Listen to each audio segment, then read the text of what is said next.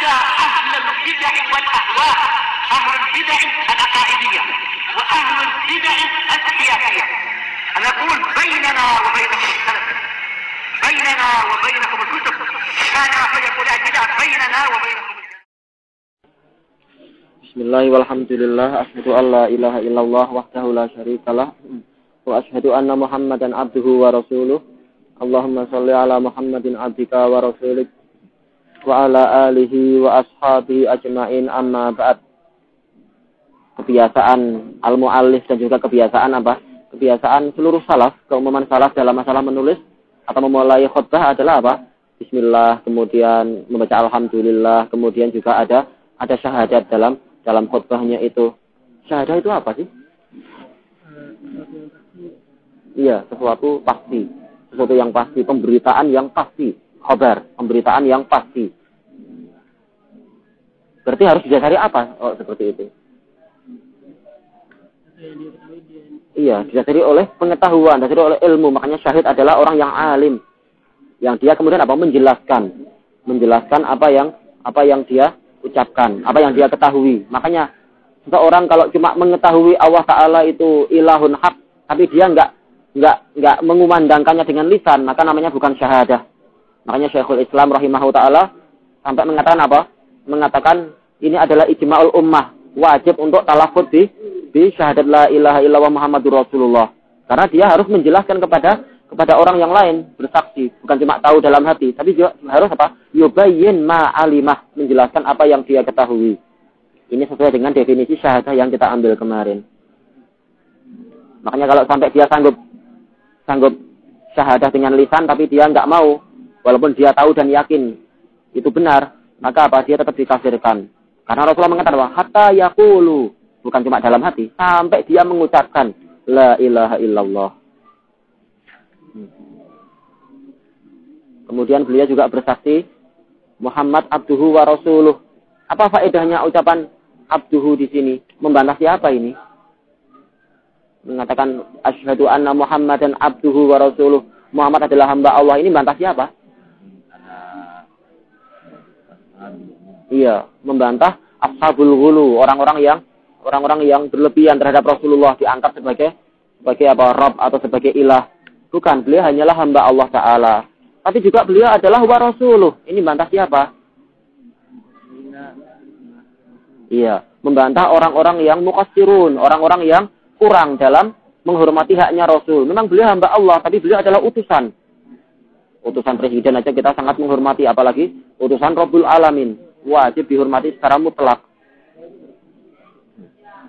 Nah, kemudian beliau di sini menyebutkan ayat tentang apa? Bahwasanya Rasul sendiri tidak bisa memberikan faedah, memberikan manfaat ataupun madarat kecuali dengan seizin Allah. Apal ayatnya?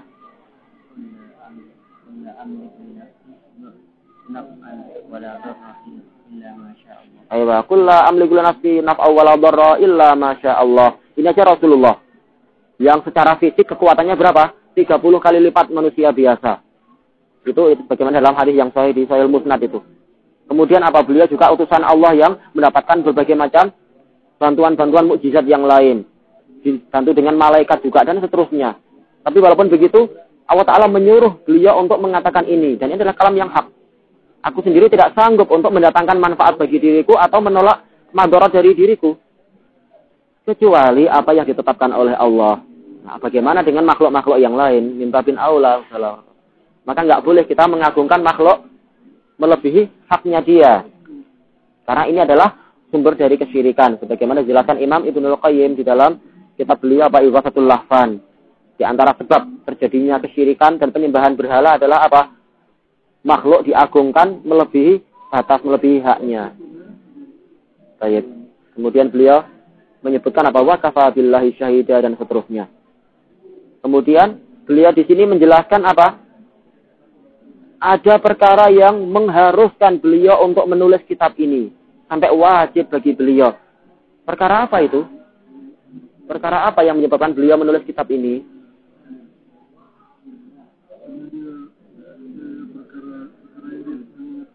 Iya. Beliau melihat apa? Apa yang terjadi? Iya, terjadinya tersebarnya kesyirikan di seluruh negeri-negeri kaum muslimin. Sehingga mau nggak mau memang beliau harus bangkit untuk menjelaskan kepada umat kebatilan tersebut. Baik, kita lanjutkan. Qala rahimahullahu ta'ala wa huwa li'tiqadu fil qubur au fil ahya. Perkara tersebut, kemungkaran tersebut adalah keyakinan kepada kuburan. Maksudnya bahwasanya kuburan ini bisa mendatangkan manfaat atau menolak madarat, bisa mempermudah kehamilan istrinya, kelahiran istrinya, atau mempermudah untuk mendapatkan jodoh, atau menyelamatkan dirinya dari mara bahaya dan seterusnya. Keyakinan kepada kuburan. Au fil ahya, atau keyakinan kepada makhluk yang masih hidup. Ahya jamak dari hayy, orang-orang yang masih hidup. Yang pertama orang yang sudah mati, yang kedua orang yang masih hidup. Orang yang masih hidup yang bagaimana? Mimman yad'il ilm bil mughayyabat. Dari kalangan orang yang mengaku-aku, yad'i, mengklaim, mengaku-aku, memiliki ilmu ghaib. Al-ilm bil mughayyabat. Perkara-perkara yang tersembunyi. Wal mukasyafat. Dan tersingkapnya rahasia. Mughayyabat adalah perkara yang tersembunyi. Mukasyafat adalah tersingkapnya rahasia-rahasia. Ya dukun ya. Dukun atau paranormal. Paranormal artinya apa sih? Enggak normal kan? Iya. Kalau parabola bukan bola. Memang bukan bola sih ya.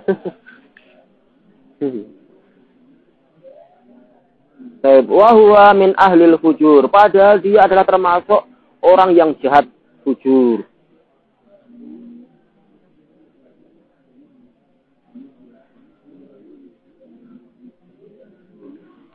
Orang-orang yang mengaku tahu ilmu gaib, ini kira-kira gimana dia itu? Halal nggak ucapan gitu? Aku tahu ilmu gaib. Ini bisa sampai kekufuran. Karena apa? Qul la ya'lamu man fis samawati wal ardil ghaiba illallah. Katakanlah tidak ada yang mengetahui tentang perkara yang gaib di langit ataupun di bumi kecuali Allah. Kemudian, tapi kok ada itu ya? Misalkan apa? Buktinya ada seorang dukun, dia tahu, oh ternyata barang yang dicuri itu ada di sebelah sana, dipendam di bawah pohon sana. Ketika digali betul, berarti dia tahu ilmu gaib.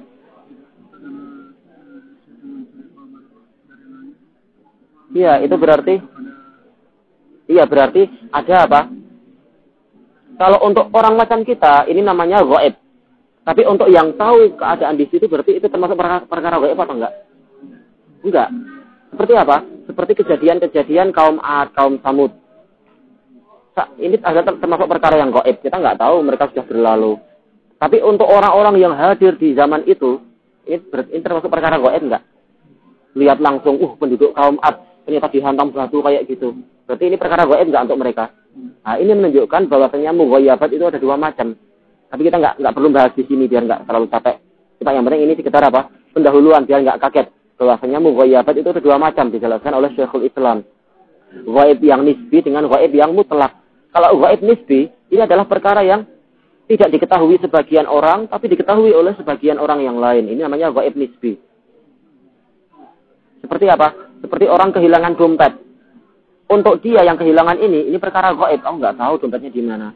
Tapi untuk malingnya ini perkara gaib enggak? Malingnya tahu, aku yang ngambil. Nah, ini namanya gaib nisbi. Maka untuk orang yang mengaku aku tahu di mana dompet itu, ini dia tidak dikatakan sebagai orang kafir. Karena untuk masalah ini memang bukan gaib untuk dia. Tapi kalau ada dukun mengatakan aku tahu di mana dompetmu, kita kafirkan dia bukan karena faktor itu. Tapi karena apa? Dia kerjasama dengan jin dan setan. Nah, ini sebab kafirnya dia di situ. Bukan karena semata-mata masalah kenyataannya memang dia tahu kok dompetnya di mana, dikasih tahu oleh jin. Itu untuk dia ini jelas bukan ilmu gaib. Karena kenyataannya dia tahu. Ini termasuk istilahnya gaib nisbi. Sebagian orang tahu, sebagian enggak tahu. Seperti juga apa masalah umur. Untuk kita enggak tahu berapa nanti batas umur kita. Tapi untuk malaikat yang memang mencatat umur kita, ini perkara gaib enggak untuk dia. Ini bukan perkara gaib untuk dianya. Makanya orang yang terkait dengan ini, dia enggak langsung dikafirkan, yang mengatakan aku tahu masalah ini dan ini. Tertentu, perkara tertentu. Kemudian jenis ilmu gaib yang kedua adalah gaib mutlak. Ini adalah ma la ya'lamuhu illallah. Perkara yang tidak diketahui kecuali oleh Allah saja. Seperti kapan bayi itu lahir. Nggak ada yang tahu kecuali Allah Ta'ala. Kemudian kapan si fulan itu mati secara persis. Nggak ada yang tahu kecuali oleh Allah. Kata malaikat yang mencatat di rahim. Dia nggak tahu persis. Hanya Allah yang paling tahu persis. Dan kapan terjadinya hari kiamat. Kata Jibril pun nggak tahu kapan hari kiamat persisnya. Ini gaib mutlak. Nah, yang mengaku tahu perkara yang ini, jenis ini, maka dia dikafirkan. Maka orang yang mengaku tahu ilmu gaib, ini sebagiannya memang langsung dikafirkan, sebagiannya dikatakan sesat. Tidak sampai langsung dikafirkan.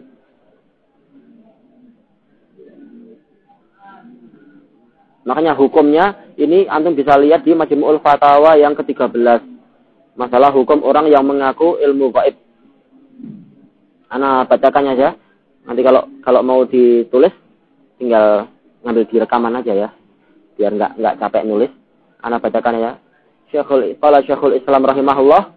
Famanidda'a ilman batinan. Barang siapa? Ana ditekan atau nggak usah? Enggak juga nggak apa-apa. Sekedar faedah aja. Ana bacakan aja ya. Famanidda'a ilman batinan au ilman bibatin. Barang siapa mengaku tahu ilmu yang tersembunyi, ilmu batin istilahnya, atau ilmu tentang sesuatu yang tersembunyi, wa dzalika yukhalifu al-ilma adh-dhahir, dan yang seperti itu adalah menyelisih ilmu yang zahir, kana mukhtian, maka berarti dia adalah orang yang salah. Imma mulhidan, mungkin sampai tingkat ilhad, ini seringnya untuk orang yang kafir, wa imma jahilan dhalan, atau bisa jadi dia adalah orang yang bodoh dan tersesat. Jadi memang hukumnya enggak langsung dikafirkan, tapi fihi tafsil. Ini Majmu' Fatawa halaman Majmu' Fatawa juz ke-13 halaman 236. Ini kalau suatu saat dibutuhkan bisa dilihat di sini. Majmu' Fatawa yang ke-13 halaman 236.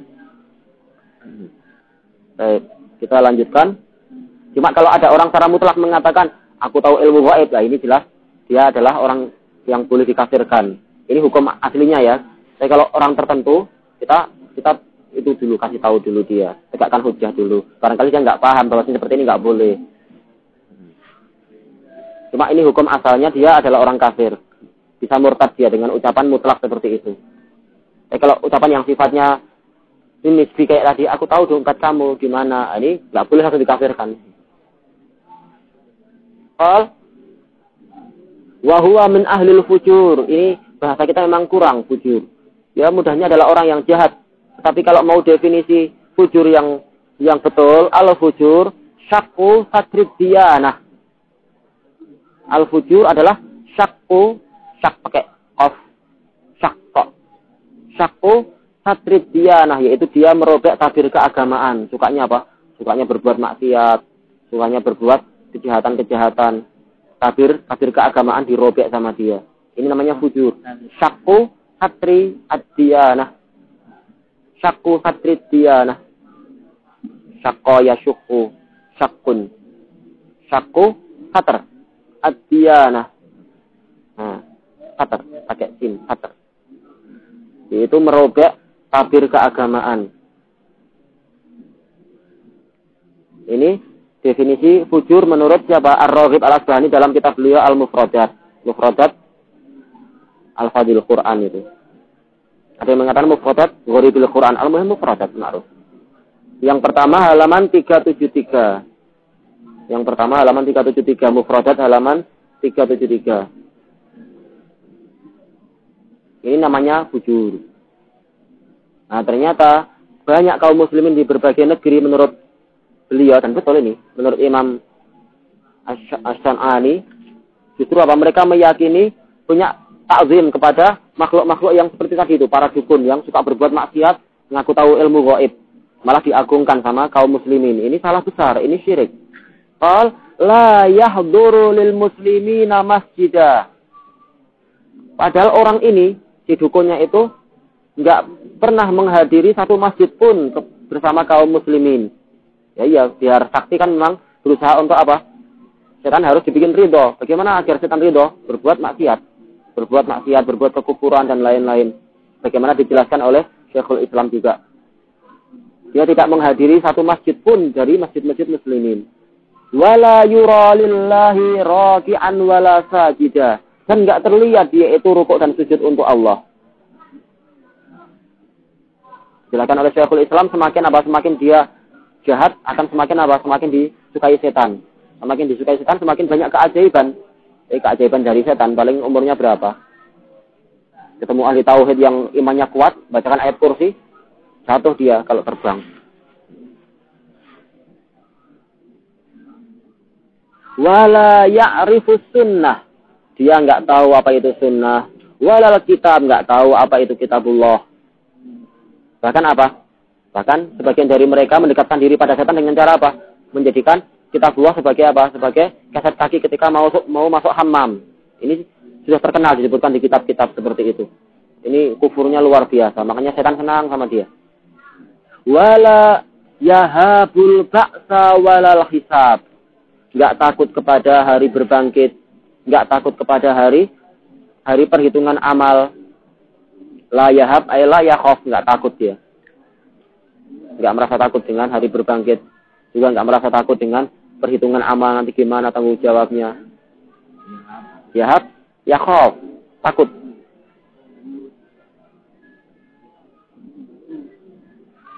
Padahal ini penting. Iman kepada hari berbangkit. Iman kepada al-hisab. Ini menyebabkan apa seorang hamba itu enggak berani untuk berbuat maksiat dan bahkan semangat untuk memupuk amal soleh. Tapi si dukun ini malah terbalik dia. Na'udzubillah. Baik.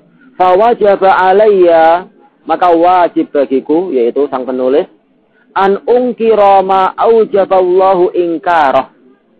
Wajib bagi diriku untuk mengingkari apa yang diwajibkan oleh Allah untuk diingkari. Mengingkari kemungkaran.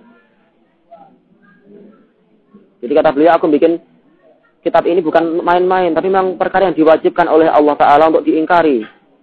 Sementara Allah sudah mengambil perjanjian bagi orang-orang yang telah berilmu untuk apa? Untuk menegakkan kebenaran dan menjelaskan kebenaran dan nggak boleh menyembunyikannya. Maka aku memang harus menulis ini. Ini uzur beliau seperti itu. Walaupun begitu apa? Beliau sering diancam, bukan diancam, bahkan apa? Diusahakan dibunuh oleh orang-orang Yaman pada waktu itu. Tapi alhamdulillah gagal terus. Sampai terjadi demo besar-besaran, ribuan orang menghancurkan rumah-rumah dalam rangka mencari beliau ini. Tapi alhamdulillah beliau selamat. Akhirnya apa? Malah rajanya yang menghukum para penjahatnya tadi, para demonstrannya tadi. Wala akunu minal ladzina yaktumuna ma aujaballahu izharah. Dan aku tidak mau menjadi, maksudnya aku tidak mau menjadi minal ladzina yaktumun, termasuk orang-orang yang menyembunyikan ma aujaballahu izharah. Apa yang Allah wajibkan untuk dimunculkan. Apa maksudnya yang diwajibkan untuk dimunculkan? Ia memberikan ilmu kitab wa sunnah, nasihat kepada umat, amar ma'ruf nahi mungkar. Nasihat, memang ini wajib. Ada faedah bagus dari Imam Al-Barbahari. Qala al-Imam Al-Barbahari rahimahullah. Anak dikatakan pelan-pelan.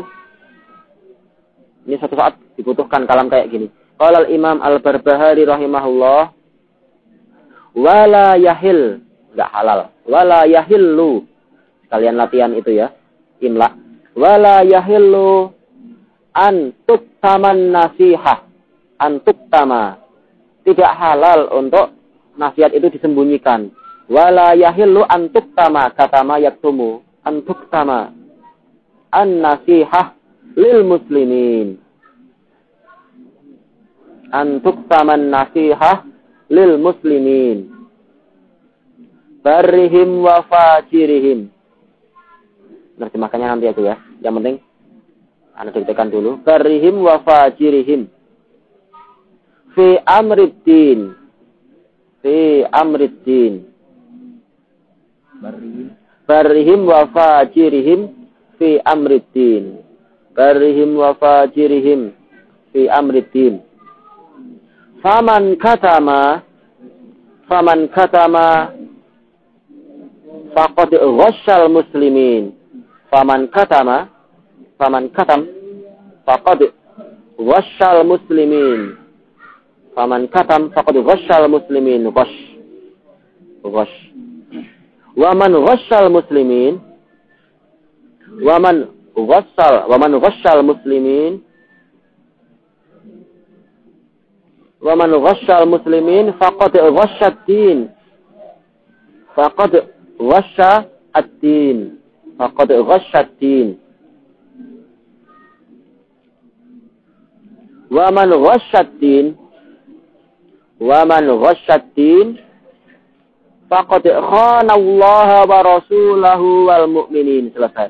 Wa man ghasyad din faqad khana Allah wa rasulahu wal mu'minin.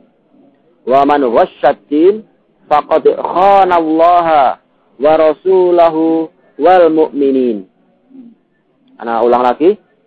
Qala al-Imam Al-Barbahari rahimahullah, wa la yahillu an tuktaman nasihah lil muslimin barihim wa fajirihim fi amrid din. Faman katama faqad ghasyal muslimin. Wa man ghasyal muslimin faqad ghasyad din. Wa man ghasyad din faqad khana Allah wa rasulahu wal mu'minin. Jadi artinya wala yahillu antuk taman nasihah, tidak halal untuk nasihat itu disembunyikan lil muslimin, disembunyikan dari kaum muslimin. Barihim wa fajirihim, baik orang yang baiknya, berbaktinya, ataupun orang yang jahat, mereka juga berhak untuk dinasihati sesanggupnya. Fi amriddin, dalam perkara agama. Faman katam, barang siapa menyembunyikan nasihat tadi, faqad ghasyal muslimin, sungguh dia telah menipu kaum muslimin.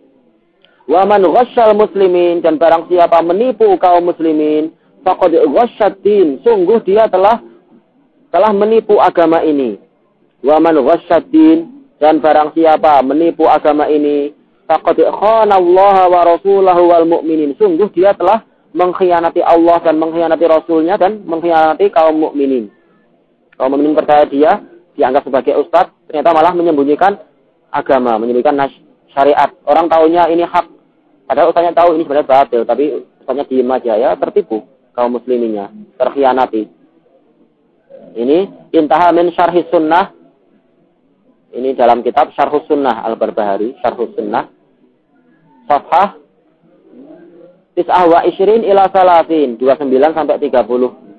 Syarhus Sunnah garis miring 29 sampai 30. 29 sampai 30. Ana lanjutkan sedikit yang ini biar sampai di akhir halaman ini ya. Fa'lam, kata beliau, ketahuilah anna hahuna usula, bahwasanya di sana apa di sini ya? Mungkin di sini ya. Di sini ada prinsip-prinsip atau dasar-dasar. Usul kan artinya dasar atau prinsip. Hiya min qawaididdin, yang mana dia itu adalah termasuk kaidah-kaidah agama ini. Definisi usul ada di catatan kakinya situ. Definisi kaidah juga ada dalam catatan kaki di situ. Secara umum kita nggak paham prinsip itu apa, kaidah itu apa. Kita sudah biasa kita dengar. Wa min ahammi ma tajibu ma'rifatuhu 'alal muwahhidin. Yang mana prinsip-prinsip tadi itu adalah termasuk perkara yang paling penting yang wajib untuk diketahui oleh para ahli tauhid. Ahli syirik masuk neraka. Kalau pengen selamat jadilah ahli tauhid. Nah, ahli tauhid dia harus mengetahui beberapa perkara tadi. Karena perkara tadi adalah perkara yang paling penting. Tajibu ma'rifatuhu, yang wajib untuk diketahui alal muwahhidin, bagi ahli tauhid. Baik, wallahu taala a'lam. Subhanakallahumma wa bihamdik asyhadu an la ilaha illa anta astaghfiruka wa atubu ilaik.